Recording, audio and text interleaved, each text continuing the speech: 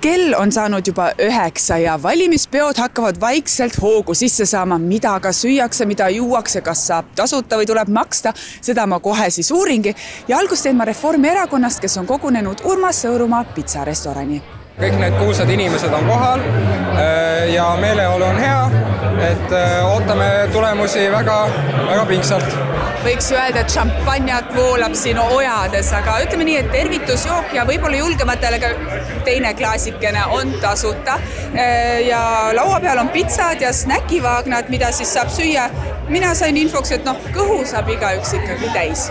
Ma leidsin peolt inimesi, kes on esimest korda tegelikult Reformierakonna peole. Kuidas siis on? Väga meeldib, väga palju tuttavaid nägusid, olen jõudnud juba tutvuda ja ikkagi see elevus ja ootus ärevus, et esimene kord, et kandideerisin ka ja ei tea, mis tuleb, et ootame. Kui siin veel rahulikult praegu istutakse, võib-olla pärast pannakse tantsukingad jalga ja minnakse ka lava ette tantsima, seepärast DJ igatahes on Reformierakonnal kohal. Aga tantsuplatsil veel ei ole, ma vaatan, DJ on ju välja toodud ikkagi. Eks see on, ma arvan, üldiselt sükest head meeleolu hoida, et see on alati igal peol oluline. Kuidas pitsa maitses?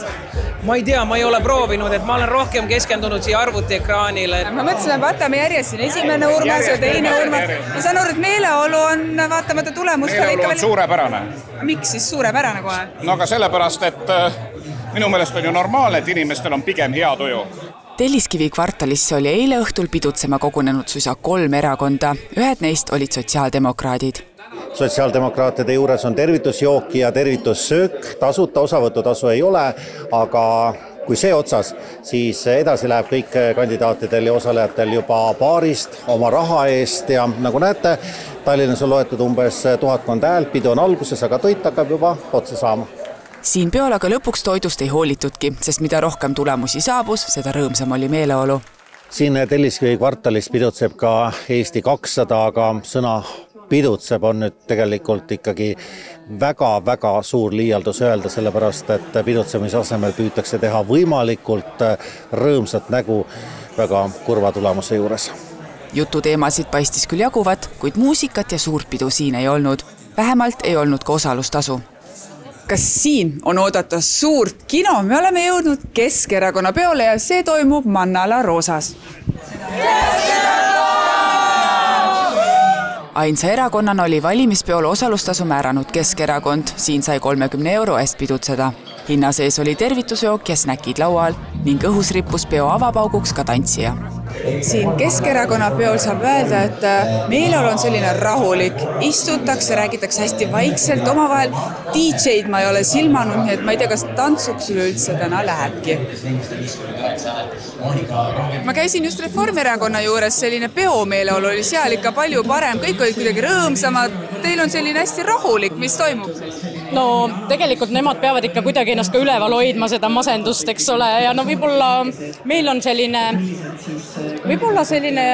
ootus, et kui sul on ennustused on sellised, mis panevad sulle sellise nagu võitja ikkagi raskuse õlgade peale, siis sa pead seda ka nagu püüdma kanda.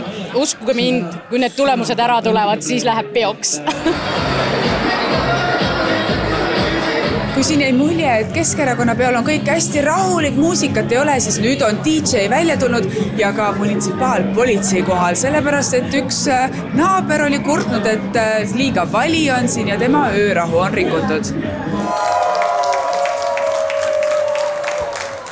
Isamaa pidutseb siin õllelokaalis ja ka meeleolu on tõesti õllelokaanile omane, ollakse lõbusad, lauad on toidust lookas, sellepärast, et üle-eestiliselt on Isamaal ikka põhjust rõõmustada küll ja seda ei häveneta siin näidata. Et pidulised seda erilist õhtut jäädvustada saaks, oli Isamaa peol isegi välja pandud fotoboks. Siin peokohas jäi silma ka see, et kogu lokaal oli täis Isamaa lipukesi ja plakateid, et ikka oleks selline mõnus isamaaline tunne valimispeol olla. Hea meelega oleksime ka EKRE pidu külastanud, kuid nad justkui oleksid tundnud, et sel korral ei ole midagi tähistada ning EKREL pidu ei toimunudki. Sees toimus Telliskivis 3. pidu ja sinna olid kutsunud parempoolsed. Nagu ikka, tervitusjook on tasuta, ülejäänu eest tuleb ise maksta.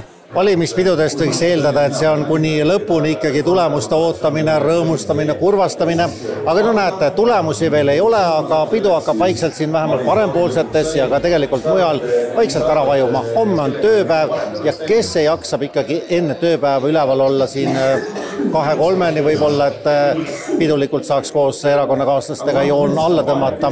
Nii et need valimispeod tegelikult lõpevad ilma erilise kulminatsioonita lihtsalt vaikselt kuidagi ära.